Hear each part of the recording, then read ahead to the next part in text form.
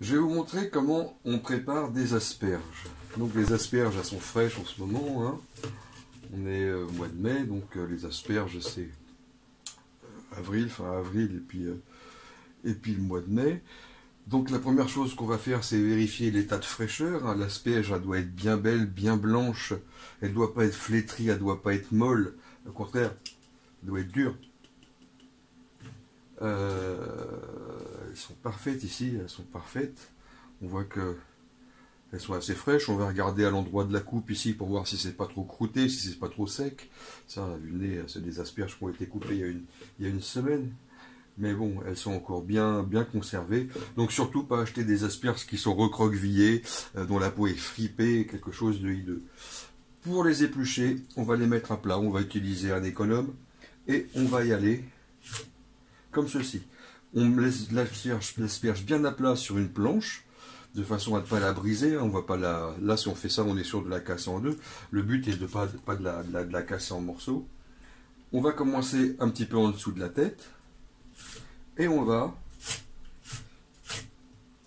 éplucher. Enlever peut-être une ou faire un ou deux copeaux, hein. On va pas éplucher ça comme une pomme, on va plutôt l'éplucher un petit peu comme un céleri, c'est-à-dire en repassant 2 ou 3 fois dessus pour être sûr de bien enlever cette première pellicule qui va être assez ferme. Voilà. Comme ça, on fait tourner l'asperge. Voilà. Une fois que ça semble bien épluché comme ici, on va couper 2 cm du bout de l'asperge et on va les poser dans le plat de cuisson.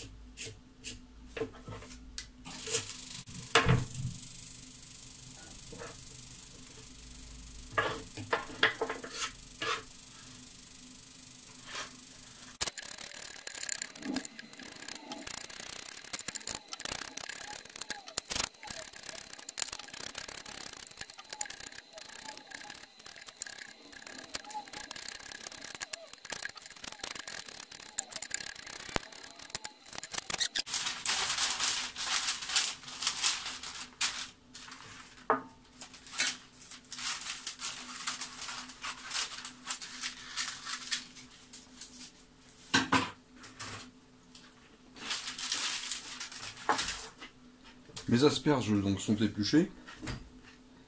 Je vais les laver.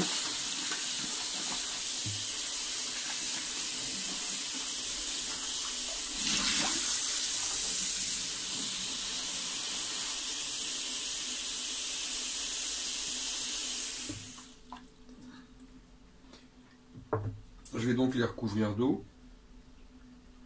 Je vais même les ranger dans l'autre sens.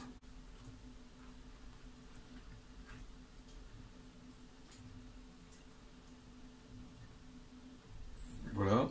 J'ai couvert mes asperges. Elles peuvent flotter. Je vais choisir les plus petites. Voilà. Choisir les plus petites pour mettre dans le bout. Ici. Voilà, donc ça c'est les plus petites.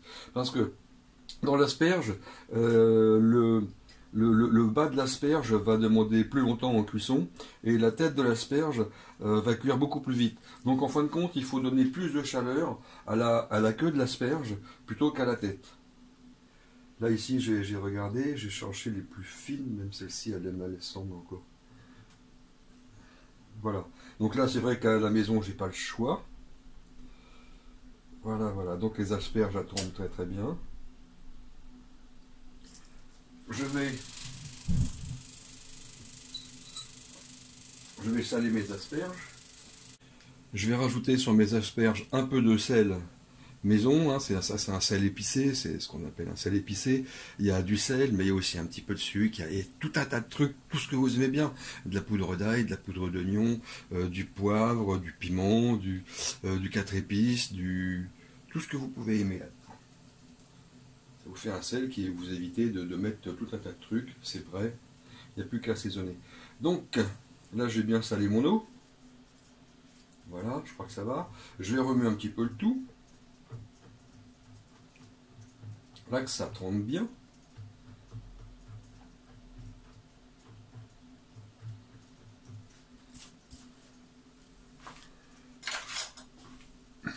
Je vais goûter l'eau de cuisson pour voir si c'est assez salé. Et non, ça manque un peu de sel. Donc je rajoute du sel. Toujours utile de goûter les eaux de cuisson. Même pour des pâtes, pour n'importe quelle cuisson, on va goûter l'eau de façon à ce que ça soit convenablement salé. Voilà, c'est très bien, c'est convenable. Je vais mettre là-dessus un morceau de papier cuisson qui va rester là jusqu'à la fin de la cuisson des endives, des asperges. Ce papier cuisson va permettre à ce que la chaleur soit régulière et que le dessus de l'asperge n'ait pas moins de chaleur que le dessous. Hein. Le papier va conserver un petit peu de la cuisson, de la température. Donc je vais allumer mon gros gaz et je vais mettre plutôt le gaz à cette partie-là, enfin sous cette partie-là.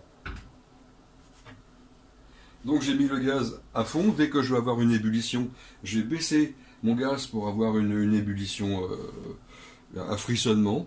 Et je vais cuire les asperges que c'est de la grosse asperge. Ça va cuire sans doute une demi-heure. Alors je vais commencer à mettre 30, je vais mettre 25 minutes à mon minuteur. Dans 25 minutes, je vais venir, je vais soulever la feuille, je vais piquer l'asperge. Si le couteau rentre facilement, c'est que c'est cuit. Si le couteau rentre pas, c'est que c'est pas cuit. Donc là, dès que j'ai une ébullition, je baisse mon gaz de façon à avoir un frémissement. Et dans une demi-heure, je vais venir vérifier la texture de mes asperges.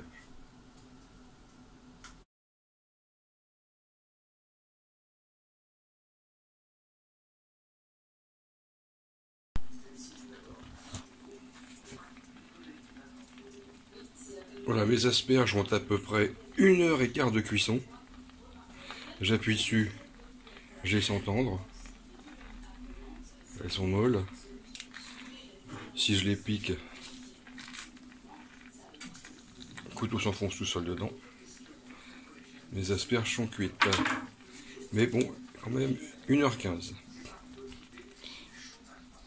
Bon appétit.